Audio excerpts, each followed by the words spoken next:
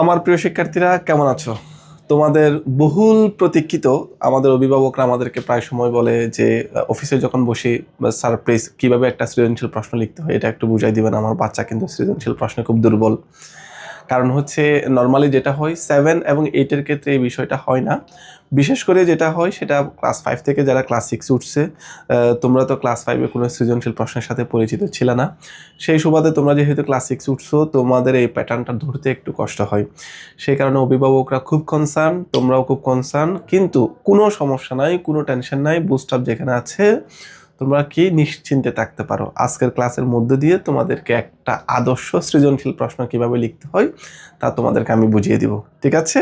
শুধু আমাকে 15 থেকে 20টা মিনিট সময় দিবা। যতক্ষণ পর্যন্ত ক্লাসটা একটু নিতে সময় লাগে একটু কনসেন্ট্রেশন দিবা, এবং সেই অনুযায়ী যদি তুমি কাজ করো তাহলে তুমি সৃজনশীল প্রশ্ন অবশ্যই ভালো নাম্বার তুলতে পারবা।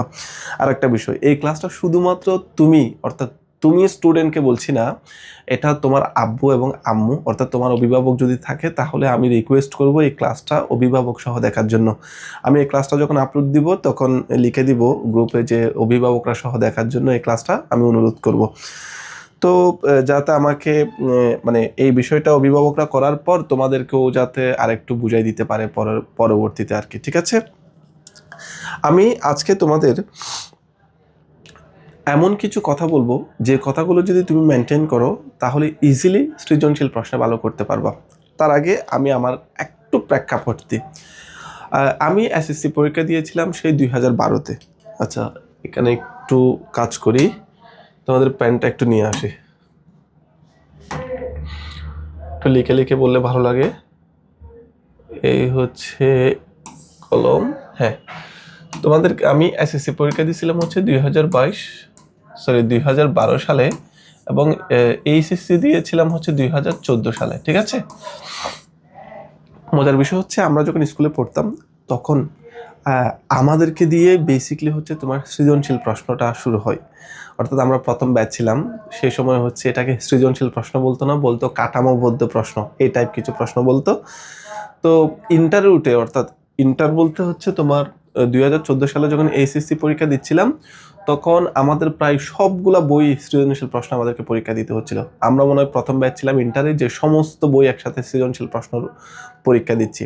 সেই কারণে সৃজনশীল প্রশ্ন নিয়ে মোটামুটি স্টুডেন্ট অবস্থায় আমি মোটামুটি আমার মতো করে খুব করছিলাম, প্র্যাকটিস করছিলাম বা কাজ করছিলাম কিভাবে সৃজনশীল প্রশ্নে ভালো করতে হয়, এই বিষয়গুলো দেখছিলাম। তো অনেক কাজ করছিলাম এই সৃজনশীল নিয়ে, এবং সবগুলো পরীক্ষা সৃজনশীলে দেওয়ার কারণে হচ্ছে অনেক অভিজ্ঞতা হয়েছে বলতে পারো এই জায়গায়। আর একটা বিষয় বলি, এটা বলেই শেষ করে দিচ্ছি। 2014 সালে কিন্তু আমি পুরো চট্টগ্রাম বোর্ডে 7th হয়েছিলাম তোমার ইয়েতে, এই এইচএসসিতে অর্থাৎ ইন্টারে, ঠিক আছে? তো আমি এটা বলার কারণ হচ্ছে আমার মোটামুটি এই জায়গায় অভিজ্ঞতা আছে। প্রথম সৃজনশীলের পরীক্ষা দিয়ে হচ্ছে পুরো চট্টগ্রাম বোর্ডে 7ম হওয়া কিন্তু চারটেখানি কথা নয়। তাও আবার হচ্ছে গ্রাম থেকে আসা একটা ছেলে, স্কুল থেকে এসে চট্টগ্রাম শহরে একটা কলেজে ভর্তি হয়ে পুরা বোর্ডে ভালো করা, এবং তাও সৃজনশীল। সে কারণে মোটামুটি আমার এই অভিজ্ঞতাটুকু আছে। আমি আমার অভিজ্ঞতা দিয়ে তোমাদেরকে বলবো, তোমরা একটু মনোযোগ দিয়ে শুনবা যাতে তোমরাও ভালো করতে পারো। ওকে, তাহলে আজকের ক্লাসটা আমি টাইটেল রেখেছি, দেখো টাইটেল রেখেছি কি, সৃজনশীলে দক্ষ হওয়ার রহস্য, ঠিক আছে? আমি ইমরান স্যার আছি তোমাদের সাথে, বাংলা এবং জিকে ইনস্ট্রাক্টর, বুস্টআপ ক্যাডেট কোচিং, এবং আমার পড়াশোনা হচ্ছে আন্তর্জাতিক সম্পর্ক বিভাগ, চট্টগ্রাম বিশ্ববিদ্যালয়। বুস্টআপ ক্যাডেট কোচিং তোমাদের সাথে সবসময় আছে যে কোনো প্রয়োজনে। তোমাদের আব্বু আম্মুরা যখনই সৃজনশীল প্রশ্ন নিয়ে বলছে তখনই আমরা চিন্তা করছি যে একটা ডিটেলস একটা ক্লাস তোমাদেরকে দিয়ে দিব যাতে তোমরা এখান থেকে মোটামুটি ভালো একটা ফিডব্যাক পাও। ওকে, তাহলে আমি আর বেশি কিছু বলবো না, প্রেক্ষাপট বলবো না, ডিরেক্ট পরের ক্লাসে চলে যাচ্ছি, পরের স্লাইডে চলে যাচ্ছি। ওকে, দেখো সৃজনশীলে দক্ষ হওয়ার রহস্য। ওকে, সৃজনশীলে দক্ষ হতে গেলে তোমাকে কিছু বিষয় মাথায় রাখতে হবে। এই বিষয়গুলো যদি মাথায় রাখো তাহলে তুমি ভালো করতে পারবা, এবং এই বিষয়গুলো যদি মাথায় না রাখো তাহলে তুমি কখনো ভালো করতে পারবে না। নাম্বার 1, 100% মাথায় রাখবা, খুব মনোযোগ দিয়ে শুনবা, সেটা হচ্ছে সৃজনশীলে কখনো শর্টকাট ওয়ে নাই। শর্টকাটে কোনো সাকসেস নাই সৃজনশীলে। কেউ যদি মনে করে আমি কম পড়াশোনা করব কিন্তু সৃজনশীলে ভালো নাম্বার তুলতে পারবো, নেভার, সে কখনো এটা পারবে না। সে পাশ করতে পারবে, সে 50 পাবে, সে 55 পাবে, সে 100-তে 60 পর্যন্ত পাবে, কিন্তু ভালো করতে পারবে না। ভালো করা বলতে আমরা বোঝাচ্ছি 90+ নাম্বার সে কখনো তুলতে পারবে না। সেই কারণে সৃজনশীলে তুমি কখনো শর্টকাট ওয়ে পাবা না, তোমাকে হচ্ছে দীর্ঘমেয়াদী চিন্তা করতে হবে। সেই কারণে প্রথম কাজ হচ্ছে তোমাকে, আমি প্রথমে যে জিনিসটা লিখেছি সেটা হচ্ছে বই পড়া। বই পড়ার কোনো বিকল্প নাই। কেউ যদি মনে করে আমি বই না পড়ে এমনিতে কয়েকটা প্রশ্ন মুখস্থ করে সৃজনশীলে ভালো করব, তাহলে সে বোকা স্বর্গে বাস করে এবং সে কখনো নেভার এভার কখনো সে এখানে ভালো করতে পারবে না। সৃজনশীলে ভালো করতে গেলে তোমাকে টেক্সট বুকগুলা 100% পড়তে হবে। এখন একবার না, বারবার পড়তে হবে। এগুলোর সাথে লেগে থাকতে হবে, এই বইগুলোর সাথে। এবং এই বইগুলোর সাথে লেগে থাকতে গেলে তোমাকে অবশ্যই সময় দিতে হবে। তাহলে তুমি যদি পরীক্ষায় ভালো করতে চাও, তাহলে তোমাকে কি দাও, তুমি সময় দাও। যদি তুমি সময় না দাও, 1 ঘন্টা পরে, আধা ঘন্টা পরে, 20 মিনিট পরে, 2 ঘন্টা পরে যদি কেউ মনে করে আমি সৃজনশীলে ভালো করব, তাহলে সে কখনো পারবে না। সৃজনশীলে ভালো করতে গেলে তোমাকে বই, টেক্সট বুকগুলো অনেক বেশি করে পড়তে হবে, বারবার পড়তে হবে। ঠিক আছে? শুধু বই পড়লে হবে না, সে বই পড়তে গিয়ে তোমাকে 100% কনসেপ্ট ক্লিয়ার রাখতে হবে এই বইগুলোর প্রতি। 100% কনসেপ্ট ক্লিয়ার রাখতে হবে, কোনো ঝাপসা ধারণা রাখা যাবে না। যেখান থেকে পারো, যেভাবেই পারো, তোমাকে বইগুলো থেকে 100% স্বচ্ছ ধারণা রাখতে হবে। তুমি যদি বই সম্পর্কে 100% স্বচ্ছ ধারণা না রাখো, তাহলে তুমি লিখবা কি করে? তুমি লিখবা কখন? যখন তোমার তথ্য থাকবে। তুমি লিখবা কখন? যখন তোমার কনফিডেন্স 100% থাকবে ওই বিষয়ের প্রতি। তুমি লিখতে পারবা কখন? যখন তুমি ওইখানকার খুঁটিনাটি সবকিছু তোমার জানা থাকবে, ইনফরমেশনগুলো তোমার নখদর্পণে থাকবে, তখনই তো তুমি লিখতে পারবা। সে কারণে তোমাকে বই পড়তে হবে, এটার কোনো বিকল্প নাই। আমাকে যদি কেউ জিজ্ঞেস করে সৃজনশীলে কি ভালো করতে হলে কি করতে হয়, বই পড়ো, বই পড়ো আর বই পড়ো। ঠিক আছে? তোমাকে তোমার টেক্সট বুকগুলো অনেক ভালোভাবে পড়ে ফেলতে হবে, সুন্দর করে পড়ে ফেলতে হবে, 100% কনসেপ্ট ক্লিয়ার রাখতে হবে। তাহলে তুমি কিন্তু একটা স্বচ্ছ ধারণা পাবা। তাহলে তুমি সৃজনশীলে ভালো করার জন্য প্রথম ধাপটা কনফার্ম করতে পারছো। ঠিক আছে? এরপরে আসো, এটা গেল হচ্ছে তোমার 1 নাম্বার কাজ। এরপরে আসো 2 নাম্বার স্লাইডে, লেখা অনুশীলন করা। দেখো, আমরা নর্মালি, আমরা বাংলাদেশের প্রেক্ষাপটে, তুমি তো ভাইবা দিয়ে তো আর পরীক্ষা দাও না, ভাইবা দিলেও হয়তো এগুলো ইউনিভার্সিটিতে দাও। তুমি অনেক বেশি ইন্টেলেকচুয়াল, সে বিষয়টা তুমি কিভাবে দেখাবা? সে বিষয়টা তুমি তো মৌখিকভাবে দেখানোর কোনো ওয়ে নাই, তোমাকে দেখাতে হবে লিখিত আকারে, কারণ বাংলাদেশের পরীক্ষার সিস্টেমটা হচ্ছে লিখিত। তো তুমি কতটুকু ব্রিলিয়েন্ট, কতটুকু জানো, কতটুকু ইনফরমেশন আছে, এই বিষয়গুলো থাকার পরেও তুমি যদি এই জিনিসগুলো প্রেজেন্ট করতে না পারো, লিখতে না পারো, তোমার ওয়েটা হচ্ছে পরীক্ষা, তোমার নাম্বার পাওয়ার ওয়েটা হচ্ছে, তুমি যে ভালো স্টুডেন্ট এটা স্বীকৃতি পাওয়ার ওয়েটা হচ্ছে লিখিত পরীক্ষা। এখন তোমার যদি লেখা প্র্যাকটিস না থাকে, তুমি যদি ভালো লিখতে না পারো, তুমি যদি লেখা অনুশীলন না করো, তাহলে তুমি যে ব্রিলিয়েন্ট, তুমি যে ইন্টেলেকচুয়াল, তুমি যে অনেক বেশি পড়াশোনা করছো, এটা কিভাবে প্রকাশ করবা? সেই কারণে প্রতিদিন তোমাকে প্রচুর, ধরো একটা অধ্যায় পড়ছো, অধ্যায় সম্পর্কে তোমাকে একটা পেজ নিয়ে ওই অধ্যায়ে, অধ্যায় ধরো একটা কবিতা পড়ছো, একটা গল্প পড়ছো, বিজ্ঞানের কোনো একটা টপিক পড়ছো, তুমি নিজে নিজে এটা তোমাকে নিজে নিজে লিখতে হবে, তোমাকে প্র্যাকটিস করতে হবে। নিজের মতো করে দেখি আমি পারি কিনা, আমি কি বুঝছি আমি একটু দেখি, একটু লিখি। ধরো একটা গল্প পড়ছো, দেখি একটা গল্পটা একটা রিভিউ লিখি, গল্পের নির্যাসটা আমি একটু লিখি, গল্পের মূল ভাবটা আমি একটু লিখি। দেখি একটা কবিতা পড়াইছে আজকে, কবিতার ভিতরের নির্যাসটা আমি একটু লিখি, আমি একটু কিভাবে পারা যায় একটু বলি, লিখি। তো তোমাকে প্রচুর অনুশীলন করতে হবে, লেখা অনুশীলন করতে হবে। তুমি যদি লেখা অনুশীলন না করো, তাহলে কিন্তু তুমি ভালো করতে পারবে না সৃজনশীলে। প্রতিদিন 1-2 পৃষ্ঠা 1-2 পৃষ্ঠা লিখতে হবে। যে কোনো বিষয় পড়ার পরে সেই বিষয়টা তুমি রেখে 1 পৃষ্ঠা লেখার ট্রাই করবা। যদি তুমি লেখার ট্রাই করো, তাহলে তুমি ভালো করতে পারবা। এখানে আরেকটা বিষয় একটু বলে রাখা ভালো। দেখো, তুমি কখন লিখতে পারবা? যখন তোমার মধ্যে শব্দ থাকবে, যখন তোমার মধ্যে তথ্য থাকবে, যখন তোমার মধ্যে বাক্য থাকবে। সে কারণে শব্দ, তথ্য, বাক্য এইগুলো জানার জন্য তোমাকে আবার কোথায় যেতে হবে? 1 নাম্বারে যেতে হবে, তোমাকে বই পড়তে হবে, প্রচুর বই পড়তে হবে, ইনফরমেশন গ্যাদার করতে হবে, বাক্য লিখতে হবে। দেখো, আমরা যখন ছোট ছিলাম, এখন তো তোমাদের এই অভ্যাসটা নাই। আমি পার্সোনালি, আমি সৃজনশীলে ভালো করার পেছনে একটা কারণ সবসময় বলি, সেটা হচ্ছে আমরা বাংলা মাধ্যমে পরীক্ষা দিই। ওকে, তো বাংলাদেশের পরিপ্রেক্ষিতে আর কি, আমি যেহেতু বাংলা মাধ্যমে পড়াশোনা করছি, আমার ক্ষেত্রে যে জিনিসটা হয়েছে, ছোটোবেলায় আমরা প্রচুর বই পড়তাম। আমাদের সময় তখন ডিভাইস ছিল না, ফোন ছিল না, বা টিভি থাকলেও টিভিগুলো হচ্ছে সাদা কালো টিভি ছিল, এগুলা থাকলেও কি না থাকলেও কি ইলেকট্রিসিটি ছিল না। ওভারঅলেও এরকম একটা পরিবেশ পরিস্থিতির মধ্যে আমরা কিন্তু প্রচুর বই পড়তাম, স্কুল থেকে বই নিতাম।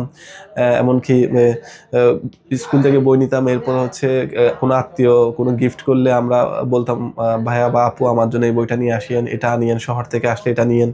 তো আমরা বইয়ের মধ্যে ডুব দিতাম, বই পড়তাম, প্রচুর রিডিং হ্যাবিট ছিল আমাদের, প্রচুর রিডিং হ্যাবিট। মানে টেক্সট বুকের বাইরে গিয়েও আমরা অনেক কিছু পড়তাম।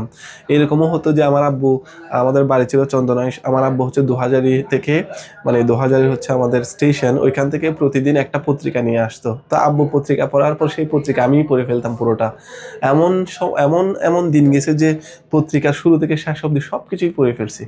তো আমাদের অনেক রিডিং হ্যাবিট ছিল। এরপরে দেখা যায় আমি কখনো বাংলা সেকেন্ড পেপার মুখস্থ করতাম না, দেখা যায় গল্প পড়ে ফেলতাম, এটা পড়ে ফেলতাম, তোমার ব্যাকরণ নির্মিতি, বইয়ের পেছনের বাক্স সারণগুলো, সারমর্ম সারাংশগুলো, এরপর হচ্ছে তোমার কি বলে রচনাগুলো এমনিতেই রিডিং পড়তাম, এমনিতেই ভালো লাগতো। এই ভালো লাগার মধ্যে দিয়ে আমাদের একটা রিডিং হ্যাবিট গড়ে উঠেছে। এই রিডিং হ্যাবিটটা গড়ে ওঠার কারণে আমাদের কিন্তু অনেক শব্দ জানা ছিল, এমনিতেই সাবকনসিয়াসলি আমাদের অনেক শব্দ চলে আসতো লিখতে গেলে, অনেক বাক্য চলে আসতো, অনেক সুন্দর সুন্দর কথা চলে আসতো, যেগুলো বইয়ের ভাষা, বইয়ের কথা বা বইয়ের শব্দ। সেই কারণে আমরা যখন কোনো একটা ইনফরমেশন, মানে কোনো একটা বিষয় নিয়ে লিখতে যেতাম, তখন আমাদের শব্দের অভাব পড়তো না, বাক্যের অভাব পড়তো না, আমাদের হচ্ছে তোমার সুন্দর সুন্দর কথার অভাব পড়তো না। কিন্তু তোমাদের কিন্তু এই অভাবটা পড়ে, কারণ হচ্ছে তোমরা করোটা কি, তোমরা করো হচ্ছে বেসিকলি তোমরা যে কাজটা করো, তোমরা ডিভাইস নির্ভর, তোমরা পড়ো না, রিডিং হ্যাবিট নাই। রিডিং হ্যাবিট না থাকার কারণে তোমরা যখন কোনো কিছু বানিয়ে লিখতে যাও, তখন তোমরা একটা লাইনকে ঘুরিয়ে পিছিয়ে জিলাপির প্যাচের মতো করে তোমরা কাজ করতে থাকো, তোমাদের সুন্দর সুন্দর কথা আসে না, বাক্য আসে না, শব্দ আসে না, আসবে কি করে, তুমি তো পড়ো না। সেই কারণে তোমাকে রিডিং হ্যাবিটটা অবশ্যই থাকতে হবে, বই পড়ার অভ্যাস করো। এগুলো হচ্ছে সৃজনশীলে ভালো করার নিয়ম। দেখো কিন্তু সৃজনশীলে না, তুমি যখন বিশ্ববিদ্যালয়ে উঠবে তখনও তুমি কিন্তু এই এই বিষয়গুলো তোমার কাজে লাগবে, তোমাকে লিখতে হবে। সে কারণে অনেক বেশি বই পড়ার, অনেক বেশি ইনফরমেশন গ্যাদার করার ট্রাই করবা, এবং তোমাকে প্রচুর লেখা প্র্যাকটিস করতে হবে, লিখতে জানতে হবে। দেখবা যে তুমি একটা গল্প পড়ছো, কিন্তু লিখতে বসো তুমি 2 লাইনও লিখতে পারবা না প্রথম দিকে। এরপর আস্তে আস্তে তুমি ট্রাই করো, আস্তে আস্তে ট্রাই করো, দেখবা যে তোমার লেখার স্কিলটা অনেক বেড়ে যাবে। সে কারণে তোমাকে প্রতিদিন যেটা পড়বা ওটা কিছু লেখার ট্রাই করবা, যেটা পড়বা সেটা একটু লেখার ট্রাই করবা, নিজের মতো করে বইটা এক পাশে রেখে নিজের মতো করে একটু লেখার ট্রাই করবা। দেখো আমি যে কথাগুলো বলতেছি এগুলো কিন্তু টাইম দিতে হবে তোমাকে। সে কারণে আমি প্রথমে বলে দিছি শর্টকাট কোনো ওয়ে নাই সৃজনশীলে। ওকে, এটা শুধু সৃজনশীল না, আমি আবারও বলতেছি লাইফে, লাইফে তোমার জীবনের সব কিছুতে এটা কাজে লাগবে। তাহলে 2 নাম্বার কাজ গেল, 3 নাম্বার কাজ গেল কোনটা, লেখা প্র্যাকটিস করতে হবে। এরপর আসো, 1 গেল, 2 গেল, 3 গেল। এরপর হচ্ছে পরীক্ষায় লেখার ক্ষেত্রে কৌশল অবলম্বন করা। পরীক্ষায় কিন্তু লেখার ক্ষেত্রে কিছু কৌশল অবলম্বন করতে হয়। আচ্ছা, তোমাদেরকে একটু 1 নাম্বার আর একটু আসি। এই যে বই পড়ার ক্ষেত্রে আমি আর একটা জিনিস তোমাদেরকে অ্যাড করি, সেটা হচ্ছে একটু মিস হয়ে গেছে, একটু বলি। বই তোমাকে পড়ার সময় কিছু অস্ত্র সাথে রাখতে হবে, পেন্সিল রাখতে হবে, হাইলাইটার রাখতে হবে, তোমাকে দাগ দিয়ে দিয়ে পড়তে হবে, তোমাকে সাইড নোট নিতে হবে, এরকম ইনফরমেশন জানা থাকলে এটা সাইড নোট নিতে হবে। তোমাকে পুরো বইয়ে, তোমার বইটাকে করে ফেলে তোমার নোটবুক। তুমি ইনফরমেশন বইয়ে লিখো, বইয়ের আশেপাশে অনেক খালি জায়গা থাকে না, ওইখানে লিখো, দাগ দাও, কবিতা পড়ার সময় নতুন নতুন শব্দগুলো দাগ দাও। অর্থাৎ তোমাকে হাইলাইটার দিয়ে অথবা পেন্সিল দিয়ে এরকম দাগ দিয়ে দিয়ে দাগ দিয়ে দিয়ে দাগ দিয়ে দিয়ে তোমাকে পড়তে হবে। অনেকে বই নষ্ট হয়ে যাওয়ার ভয়ে বইয়ে দাগ দেয় না। আমি অনেক স্টুডেন্টকে দেখেছি, স্যার প্লিজ আমার বইয়ে দাগ দিয়েন না, এই টাইপ কথা বলে। বই কালো করে ফেলতে হবে পড়তে পড়তে। আমরা অনেক সময় বই পড়তাম হচ্ছে ডিরেক্ট এরকম ইনফরমেশনের উপর গোল চিহ্ন দিতাম, আবার নিচে দিতাম, বিভিন্ন কালারের পয়েন্ট করতাম, এরপর সাইড নোট নিতাম, মানে বইটা ডিরেক্ট একটা করে ফেলতাম, নোটবুকের মতো করে ফেলতাম। বিভিন্ন কালারের কলম দিয়ে, পেন্সিল দিয়ে, হাইলাইটার দিয়ে আমরা বইটাকে অনেকটা কি বলে ব্যবচ্ছেদ করে ফেলা, ময়না তদন্ত কেটে ফেলা একেবারে। তোমাকে এই কাজটা করতে হবে, বইয়ের ইনফরমেশনগুলো দাগ দিয়ে দিয়ে দিয়ে পড়ে ফেলতে হবে। এবং তোমরা হয়তো জানো সৃজনশীলে কিন্তু বাংলাদেশের পরিপ্রেক্ষিতে এমসিকিউ আসে। তোমাকে কিন্তু এমসিকিউতে একটা নাম্বারও বাদ দেওয়া যাবে না, একটা সিঙ্গেল নাম্বারও তুমি বাদ দিতে পারবে না। 30টা এমসিকিউ আসলে 30-এ 30 পাইতে হবে, এবং 30-এ 30 পাওয়ার জন্য তোমাকে যে কাজটা করতে হবে, বইটা লাইন বাই লাইন পড়তে হবে এবং বারবার পড়তে হবে, কারণ তুমি 30-এ 30 এমসিকিউ কিন্তু এখান থেকেই পাবা। ঠিক আছে? তাহলে সৃজনশীলে ভালো করার একটা প্রথম কাজ হচ্ছে তুমি বইটা লাইন বাই লাইন পড়বা, ধরে ধরে পড়বা, বারবার পড়বা। এরপর ওই যা পড়ছো ওইটা একটু লিখবা। ঠিক আছে? লেখার ট্রাই করবা।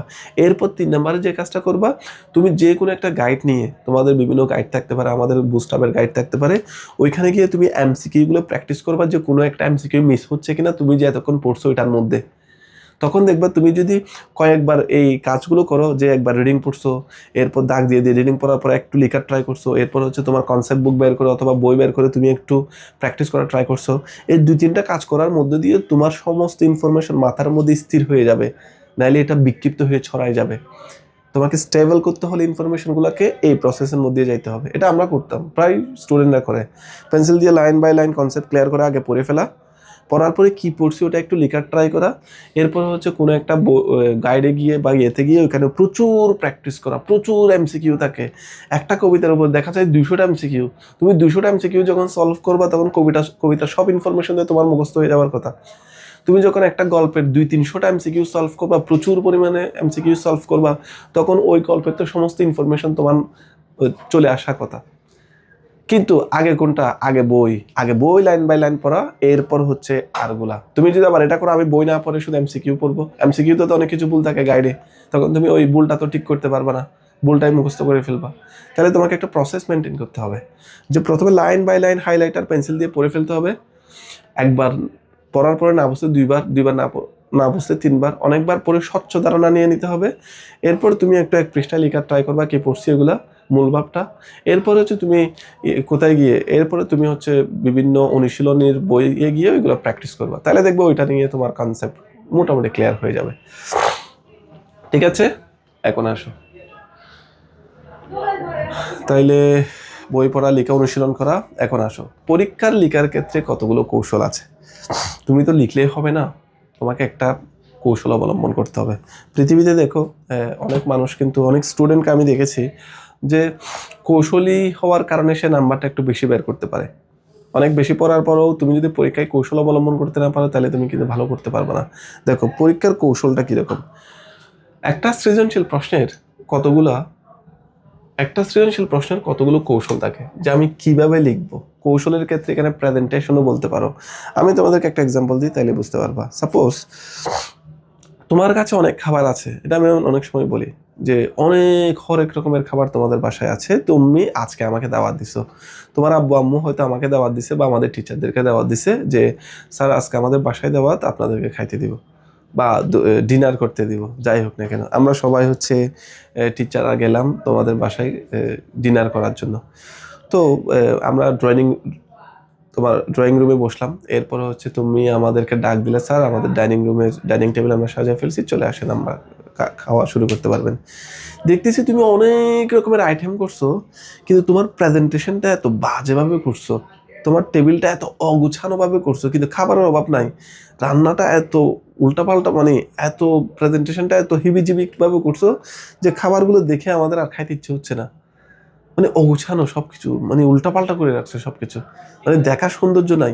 কিন্তু তুমি কিন্তু অনেক টাকা ইনভেস্ট করছো, অনেক খাবার এখানে কিন্তু রাখছো, কিন্তু তারপরে তোমার ওই খাবারটা আমার খাইতে ইচ্ছে করতেছে না, কারণ টেবিলটা খুব ইম্পর্টেন্ট। এখানে একটা শিল্প আছে এই টেবিলটা সাজানোর মধ্যে, প্রেজেন্টেশন দেখেই ভালো লাগতে হবে। তো তুমি অনেক কিছু দেওয়ার পরেও দেখা যায় আমি খাচ্ছি না, খাবার ইন্টারেস্ট ফিল করছি না, মানে কেমন জানি লাগতেছে।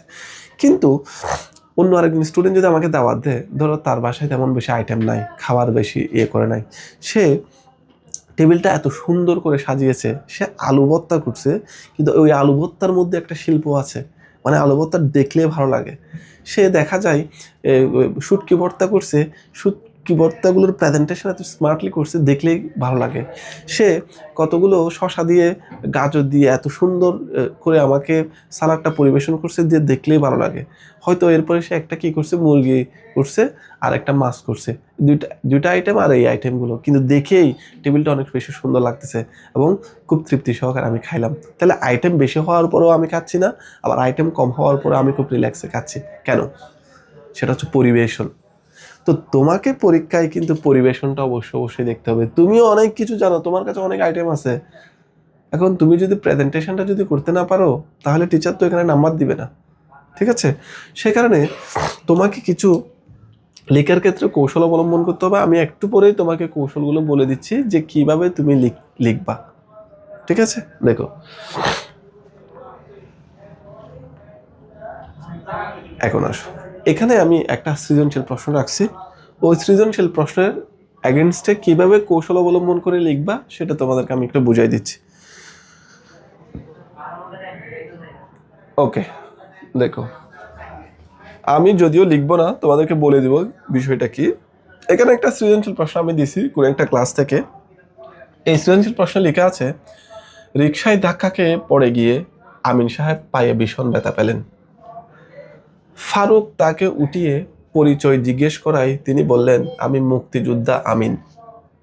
ফারুক তাকে সালাম জানিয়ে কাছের বন্ধুদের ডেকে এনে তাকে হাসপাতালে নিয়ে চিকিৎসার ব্যবস্থা করে। মুক্তিযোদ্ধা আমিন সুস্থ হয়ে ফারুককে কিছু বকশিশ দিতে চাইলে ফারুক একজন মুক্তিযোদ্ধার সেবা করতে পারাকে বড় বকশিশ বলে জানায়। ধরো, আমি যদি স্টুডেন্ট, মানে তোমাদের মতো যদি আমি স্টুডেন্ট হই এবং পরীক্ষার হলে যদি আমি যাই, মানে লিখতে যখন যাই, তখন কিন্তু আমি এটা তেমন পড়বো না। আমি প্রথমে এই দুইটা কোয়েশ্চেনের উত্তর দিয়ে দিব, এই দুইটা প্রশ্নের উত্তর দিয়ে দিব। কেন দিয়ে দিব জানো? প্রথম দুইটা প্রশ্ন লিখতে উদ্দীপক লাগে না, সাধারণত লাগে না। প্রথম দুইটা প্রশ্নের উত্তর দিতে সাধারণত কখনো উদ্দীপক লাগে না, এটা মনে রাখিও প্রায় সময়। পরের দুইটা প্রশ্ন লিখতে গেলে উদ্দীপকটা লাগে। সে কারণে আমি, যেহেতু আমার সময় কম, আমাকে একটা স্মার্ট প্রেজেন্টেশনের মধ্যে দিয়ে কাজ শেষ করে ফেলতে হবে। আবার আমি প্রচুর জানি, কারণ আমি তো পড়ে ফেলছি বইটা। আবার আমার হিউজ ইনফরমেশন আছে, আমার সব এমসিকিউ আমি মুখস্থ করে ফেলছি, জানি। আবার হচ্ছে আমি অনুশীলনও করছি, আমার শব্দ চয়ন, বাক্য চয়ন, লেখার অভ্যাসও আছে। তাহলে আমার কোনো টেনশন নাই। আমি এখন যে কাজটা করব, আমি ডিরেক্ট খাতায় চলে যাব, পেজে চলে যাব, মার্জিন করা থাকলে মার্জিন টার্জিন করে ডিরেক্ট এই দুইটা প্রশ্নের উত্তর আমি প্রথমে দিয়ে দিব। কৌশল দেখো, এই দুইটা প্রশ্নের উত্তর আমি প্রথমে দিয়ে দিব, এবং এই দুইটা প্রশ্ন আমি জানি, কারণ আমি অনেক বেশি পড়ছি এগুলা, সব স্বচ্ছ ধারণা আমার এখানে আছে। তাইলে এই দুইটা প্রশ্নের উত্তর, যেমন আমি বলি যে সাবুর মায়ের নাম কি, সাপোজ সাবুর মায়ের নাম হচ্ছে জৈতুন বিবি, আমি জানি এটা, এগুলো অনেক পড়ছি তো আমি জানি, কারণ আমার রিডিং হ্যাবিট অনেক বেশি। এরপর দেখো, আর এখন কিছু করতে না পারলে অস্বস্তি, সাবুর এই মনোভাবের কারণ ব্যাখ্যা করো। হয়তো তোমাদের এখন মনে হচ্ছে এটা কেমনে করবো, এটা তো আমি জানি, এটা ওই সাবু তোলপার গল্পের একটা লাইন আছে, আর এখন কিছু করতে না পারলে অস্বস্তি, সাবুর এই মনোভাবের কারণ ব্যাখ্যা করো। এই মনোভাবটা কিরকম ছিল আমি তোমাদেরকে একটু বলি, কারণ আমি জানি, আমি পড়ছি। এটা এরকম একটা প্রেক্ষাপট ছিল যে সে বলতেছে, একটা সময় 5 মাস খাটতে খুব খারাপ লাগে, মানে মানুষের জন্য কিছু করতে শুধু শুধু টাকা পয়সা ছাড়া, কারণ তোলপার গল্পে সাবুত অনেক দরিদ্র। 5 মাস মানে শুধু শুধু মানুষের জন্য কিছু করা তার বিরক্ত লাগতো, কিন্তু এখন করতে না পারলে তার খারাপ লাগে। কারণ তোমরা অনেকেই জানো, যারা ক্লাস 6-এর এই গল্পটা, তোলপার গল্পটা, যে মুক্তিযুদ্ধের সময় হচ্ছে তাদের গাবতলী গ্রামের সামনে দিয়ে জেলা বোর্ডের সড়ক হয়ে অনেক মানুষ ঢাকা শহর থেকে চলে যাচ্ছিল। তো অসহায় মানুষগুলো টায়ার্ড, ওই মানুষগুলো আতঙ্কিত, ওই মানুষগুলোকে সে কিছু করতে চাচ্ছিল এবং অনেক কিছুই করছে, পানি খাওয়াচ্ছে, মুড়ি খাওয়াচ্ছে, এটা করতেছে। তখন ওই জায়গায় একটা লাইন এসে বলতেছে, একটা সময় মানুষের জন্য কিছু 5 মাস খাটা খুব কঠিন কাজ, মানে খারাপ লাগতো, বিরক্ত লাগতো। এখন মানুষের জন্য কিছু করতে না পারলে অস্বস্তি লাগে, মানে অস্বস্তি লাগে, খারাপ লাগে। এই মনোভাবটার কারণ ব্যাখ্যা করো। তো আমি ব্যাখ্যা করতে পারবো এই দুইটা লাইন, কারণ আমি জানি। তারপর আমি একটু পরে বলতেছি। এরপর দেখো, তোমার প্রেক্ষাপট লাগে, অর্থাৎ উদ্দীপক লাগে, বিশেষ করে এই দুইটার জন্য। আমার খুব ইজি মনে হয় আসলে সৃজনশীল। বলতেছে, উদ্দীপকে তোলপাড় গল্পের মিসেস রহমানের যে ঘটনার মিল রয়েছে তা ব্যাখ্যা করো। আমি চোখ বন্ধ করে লিখতে পারবো। আমি যদি একটু করে তোমার এখানে যাই, দেখবো এখানে এমন একটা ঘটনা দিবে, 100% এখানে এমন একটা ঘটনা দিবে যেটা তোলপাড় গল্পের ঘটনার সাথে মিল থাকবে। উদ্দীপকটা এরকমই করে। দেখো এখানে মুক্তিযোদ্ধা আমিনকে কে মুক্তিযোদ্ধা আমিনকে কে এখানে ফারুক সাহেব উঠায় নিয়ে গেছে। হ্যাঁ, ফারুক তাকে সালাম জানিয়ে কাছের বন্ধুদের ডেকে আচ্ছা আচ্ছা ঘটনাটা কি আমি পড়ে ফেলছি একটু করে, যে এখানে মুক্তিযোদ্ধা আমি রিক্সার ধাক্কা খেয়ে পড়ে গেছে, এরপর ফারুক সাহেব বন্ধু বান্ধবদেরকে নিয়ে তাকে হসপিটালে নিয়ে গেছে মুক্তিযোদ্ধা আমিনকে। তখন মুক্তিযোদ্ধা আমিন তাকে বকশিস দিতে চাইছিল, কাকে? ওই ফারুক সাহেবকে। ফারুক সাহেব বলছে না না, কি আমি এটা নিতে পারবো না, অসম্ভব। তো এরকম একটা ঘটনা তো তোলপাড় গল্পে আছেই, যেখানে হচ্ছে তোমার গাবতলী গ্রামের পাশ দিয়ে জেলা বোর্ডের সড়কে হয়ে যখন একটা প্রৌঢ়া নারীর নাম ছিল হচ্ছে মিসেস রহমান যখন যাচ্ছিল তখন সাবু ওনাকে পানি খাওয়াইছে। পানি খাওয়ানোর পরে হচ্ছে ওই মহিলাটা হচ্ছে তৃপ্ত হয়েছে, তৃপ্ত হওয়ার পরে 5টা টাকা দিছিল, বলছে বাবা তুমি এই টাকাটা রাখো। তখন সে বলছে না না, আমি টাকা রাখতে পারবো না, কারণ আমার মা বলছে বিপদে পড়া মানুষদের কাছ থেকে টাকা নিতে নেই। এবং আমার মা এবং আরেকটা গুরুত্বপূর্ণ কথা বলছে যে আমরা আমরা দরিদ্র হতে পারি কিন্তু আমরা জানোয়ার না। তো এই লাইনগুলো তো আমার মনে আছে, আমি অনেক পড়ছি এগুলা, সে কারণে এই ঘটনার সাথে এই ঘটনার মিল আমি সুন্দর করে লিখে দিব। ঠিক আছে, এরপরে দেখো ফারুকের ভূমিকা তোলপাড় গল্পে সাবুর ভূমিকার এই প্রতিচ্ছবি। হ্যাঁ, ওই যে ঘটনা, ওটা সৃজনশীল প্রশ্ন সব একই, আসলে গুড়ায় পেঁচায় লিখতে হয়। অবশ্যই প্রতিচ্ছবি, মন্তব্যটি বিশ্লেষণ করা। তখন বলবো যে মন্তব্য বিশ্লেষণ করবা, কারণ আমরা উদ্দীপক দেখতেছি ফারুক সাহেব যে কাজটা করছে ঠিক হচ্ছে তোমার তোলপাড় গল্পে সাবুও ঠিক একই কাজটা করছে। এখানে ফারুক সাহেব যেভাবে রিফিউজ করছে, না না আপনি দরিদ্র, আপনি বিপদে পড়ছেন, আপনার কাছ থেকে আমি টাকা কেন নিবো, এটা তো আমাদের দায়িত্ব। ঠিক তেমনি করে ওইখানে প্রৌঢ় নারী মিসেস রহমান বিপদে পড়ছিল তোলপাড় গল্পে, তোমরা যারা ক্লাস 6-এ পড়ছো তারা জানো। তো ওইখানে হচ্ছে সাবু বলতেছে না না আমি টাকা নিতে পারবো না, বিপদগ্রস্ত মানুষের কাছ থেকে টাকা নিতে নেই, আমরা দরিদ্র হতে পারি কিন্তু আমরা জানোয়ার না। তো এই যে ঘটনাটা তো এখানে আছে, তুমি আর নিজের মতো করে লিখবা। এখন এই জিনিসটা লিখতে গেলে একটা কৌশল অবলম্বন করতে হয়। এখন কৌশলটা তোমাদেরকে একটু বলবো, একটা জিনিস মনে রাখবা। কৌশলটা হচ্ছে প্রথম প্রশ্নটা 1 নাম্বার, সে কারণে তুমি 1 প্যারাতে লিখে দিবা। নর্মালি 1 প্যারা। এভাবে কখনো লিখিও না সাবুর মায়ের নাম কি। আমি সাবুর মায়ের নাম জানি জৈতুন বিবি, শুধু একটা ওয়ার্ড জৈতুন বিবি লিখিও না, তুমি একটু লম্বা করে লিখবা সাবুর মায়ের নাম জৈতুন বিবি, একটা লাইনে লিখবা, একটা ওয়ার্ডে না। ঠিক আছে? আর এখন কিছু করতে না পারলে অস্বস্তি, সাবুর এই মনোভাবের কারণ কি? 2 নাম্বার, এটা হচ্ছে 2 নাম্বারের প্রশ্ন, সে কারণে এটা 2 প্যারাতে লিখবা, এটা মনে রাখবা। এটা হচ্ছে স্বাভাবিক একটা নিয়ম, ট্রেনাররা, শিক্ষা বোর্ডের ট্রেনাররা বা বিভিন্ন জনের আলোচনা সাপেক্ষে এটাই মোটামুটি উপনীত হয়েছে যে 2 নাম্বারটা 2 প্যারাতে লিখা। 3 নাম্বারটা ঠিক 3 নাম্বারের জন্য 3 প্যারাতে লিখবা, 4 নাম্বারেরটা 4 প্যারাতে লিখবা, 4 প্যারাতে লিখবা। এটা হচ্ছে সৃজনশীলের একটা প্যাটার্ন, সৃজনশীল লেখার একটা প্যাটার্ন। নর্মালি বিজিএস এর ক্ষেত্রে, বাংলার ক্ষেত্রে বা বিজ্ঞানের ক্ষেত্রেও এই জিনিসগুলো করা যায়, যে প্যারাগুলো একটু মেনটেন করতে হবে। ঠিক আছে, কারণ প্যারা ধরে ধরে হচ্ছে নাম্বারটা কাউন্ট করে এখানে। ওকে, এখন প্রথমটা 1 প্যারা, 2 নাম্বারটা 2 প্যারা, 3 নাম্বারটা 3 প্যারা, 4 নাম্বারটা 4 প্যারা তুমি লিখবা। কিভাবে লিখবা সেটাও একটু বলে দিচ্ছি। দেখো আমি এখানে একটা পেজ নিয়ে আসছি। ঠিক আছে, তোমার প্রশ্ন ছিল কি সাবুর মায়ের নাম কি? যৌতুন বিবি। তুমি কিছুই করবা না, শুধু তোমরা অনেকে তো এত হাবিজাবি করো, মানে খাতাটাকে দেখো, আমরা বলি না অনেক সময়, এখন তো ঈদ আসছে, সিম্পলের মধ্যে গর্জিয়াস একটা কাপড় দেখেন। সিম্পলের মধ্যে গর্জিয়াস কি? আসলে সিম্পলের মধ্যে সুন্দর একটা কাপড় দেখায় যে বলছে।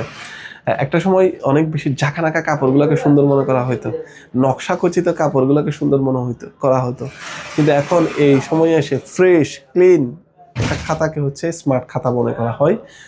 দেখো পাঞ্জাবি কেনার সময় এখন মানুষ এত বেশি কাজ করা পাঞ্জাবি কিনতে চায় না, সিম্পল পাঞ্জাবি, এটার মধ্যে একটা কি আছে, অভিজাত্য আছে।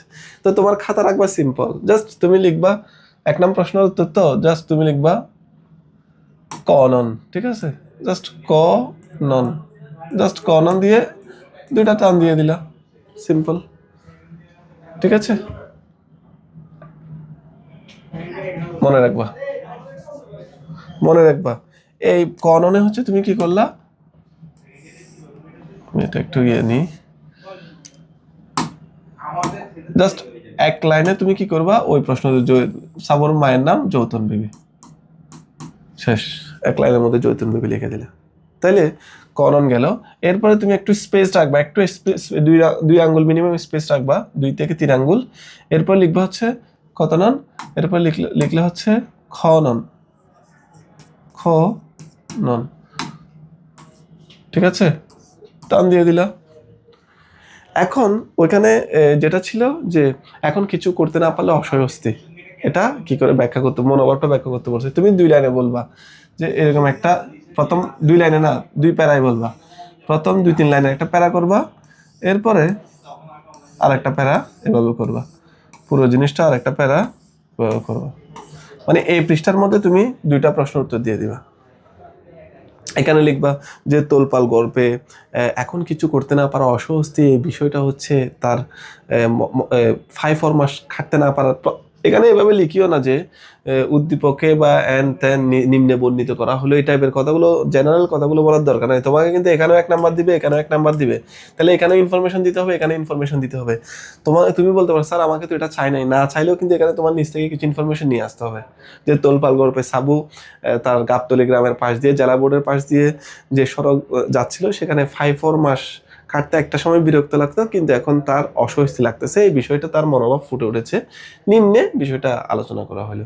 তখন বলবা পুরো জিনিসটা এরকম এরকম এরকম এরকম, এখন তার অস্বস্তি লাগতেছে, একটা সময় তার অস্বস্তি মানে একটা সময় তার বিরক্ত লাগতো, কিন্তু এখন অস্বস্তি লাগতেছে, কারণ এখন উপকার করতে পারাটাই তার ভালো ফিল হচ্ছে, কারণ এখন মানুষটা বিপদে পড়ছে। তোমার পাকিস্তানিরা হামলা করছে ঢাকা শহরে, ঢাকা শহর থেকে মানুষজন এদিকে আসতেছে। অর্থাৎ তোমাকে 2 প্যারার মধ্যে দিয়ে এই লেখাটা লিখতে হবে, ঠিক আছে। প্রথম একটা পেজে 2টা প্রশ্নের উত্তর দিয়ে দিবা, কনন, খনন, কটা 1 প্যারা, খটা 2 প্যারা, 2 প্যারাতে তুমি উত্তর দিবা। আমি আবারও বলছি, তোমার যদি ওই বিষয়ে স্বচ্ছ ধারণা থাকে, তুমি তাইলে এখানে প্যারা করাটা, লেখাটা তোমার জন্য কঠিন কিছু না, কারণ তুমি সবকিছু জানো। ক্লিয়ার? এরপরে আসো, এরপরে এটা হচ্ছে 2 নাম্বার পেজ, ঠিক আছে। 2 নাম্বার পেজে তুমি যে কাজটা করবা, তুমি লিখবা হচ্ছে ধরো গণন, মনে রাখবা গণনটা হচ্ছে কি, গণনটাও হচ্ছে তোমার 3 প্যারা করতে হবে। যে উদ্দীপকে কি বলছিল, আমিনের সাথে এখানে কি ছিল, এগুলো এখানে প্রথমে একটা প্যারা লিখবা উদ্দীপকের সাথে, এরপর একটা মাঝখানের মেন প্যারা লিখবা, মানে বড় প্যারা, যেটার মধ্যে তুমি সবকিছু এক্সপ্লেন করে দিবা মোটামুটি। এরপরে একই পৃষ্ঠার মধ্যে শেষ করে দিবা, এখানে তুমি একটা উপসংহার টাইপের টানবা, যেখানে মোটামুটি জিনিসটা এরকম এরকম ছিল, শেষ। 3 প্যারার মধ্যে দিয়ে তুমি গণনটা উত্তর লিখবা। টিচার তোমাকে কিন্তু এটাতেও নাম্বার দিবে, 1 নাম্বার 1 নাম্বার 1 নাম্বার 3 নাম্বার তোমাকে এখানে কাউন্ট করবে, ঠিক আছে। ইনফরমেশন রাখবা, এখানেও ইনফরমেশন, এখানে এক্সপ্লেন করবা, এখানে একটু এন্ডিং টানবা। তোমাকে এই প্যাটার্নটা মেনটেন করতে হবে সৃজনশীলে। তুমি এক প্যারার মধ্যে দিয়ে মাঝখানে যদি লিখে দাও তাহলে কিন্তু হবে না, তখন তোমাকে দিবে 2, 1, ঠিক আছে। তাহলে এটা গেল ঘ। তাহলে তোমার কয়টা পেজ গেল? এখন 2টা পেজ গেল, ঠিক আছে। প্রথম পেজে 2টা প্রশ্ন, পরের পেজে একটা প্রশ্ন। এরপরে দেখো 4 নাম্বার, হ্যাঁ 4 নাম্বার পেজ। 4 নাম্বার পেজে দেখো তুমি লিখবা কি, ঘনন, ঠিক আছে, ঘনন, গণন, ঠিক আছে। এটাও তোমাকে লিখতে হবে 4 প্যারা। তোমাকে প্রথমে হচ্ছে ইনফরমেশন রাখতে হবে, এখানেও প্রথম 2-3 লাইনের মধ্যে একটা ইনফরমেশন দিবা। এরপর হচ্ছে একটা মেন, 2টা মেন প্যাটার্ন, মানে মিডিয়াম মেন প্যাটার্ন রাখবা। মিডিয়াম মেন প্যাটার্ন বলতে হচ্ছে একই সাইজের 2টা প্যাটার্ন রাখবা। ধরো এটা একটা প্যাটার্ন, এটা একটা প্যারা, এরপরে একটু স্পেস দিয়ে হচ্ছে এখানে আরেকটা প্যারা, ঠিক আছে, আরেকটা প্যারা, এরকম লিখে কয় প্যারা গেল? এখন ধরো 1 প্যারা, 2 প্যারা, 3 প্যারা গেল। এরপরে আরেকটা পেজে চলে যাবা, আরেকটা পেজে গিয়ে তুমি আরেকটা এন্ডিং রাখবা, শেষ। তাহলে তোমাকে এখানের জন্য 1 নাম্বার পাবা, এখানের জন্য 1 নাম্বার, এখানের জন্য 1 নাম্বার, এখানের জন্য 1 নাম্বার, টোটাল 4 নাম্বার পাবা, ঠিক আছে। তাহলে তুমি দেখো তো তোমার কয়টা পেজ লাগছে। তোমার পেজ লাগছে একটা, যেটাতে হচ্ছে ক এবং খ, এরপর হচ্ছে 2টা যেখানে হচ্ছে ঘ, এরপর হচ্ছে 3টা এবং 4টা যেটার মধ্যে হচ্ছে ঘটা এতটুকু পর্যন্ত আসছে, ঠিক আছে। তাহলে তোমার 4টা মিনিমাম স্ট্যান্ডার্ড হচ্ছে 4টা পেজ লাগে, 4টা পেজ মানে আমি তোমাদেরকে আরেকটু বলি, আবার পাতা মনে করি না, পেজ।